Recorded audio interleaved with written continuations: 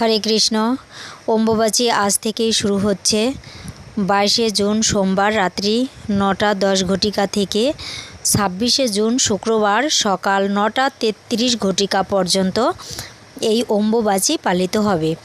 এই অম্বুবাচীকে অনেকেই আমাবতী বলে থাকে। সূর্য আষাঢ় মাসে মিথুন রাশিতে প্রবেশ করলে বসুন্ধরা মাতা ঋতুমতী হন বলে ধারণা করা হয়।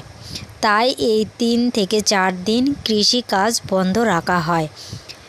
অসমে কামরক্ষা দেবীর মন্দিরে বিশেষভাবে এই অম্বুবাচী পালন করা হয়। মহা পূজা, মহা অভিষেক মহামেলা সেখানে অনুষ্ঠিত হয়।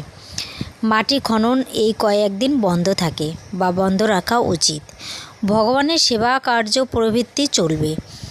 তাছাড়া এই অম্বুবাচীর মধ্যে গঙ্গা স্নান করা যাবে, একাদশীর ব্রত পালন করা যাবে। অবশ্যই একাদশীর ব্রত এবং গঙ্গা স্নান করতে হবে। তো হরে কৃষ্ণ।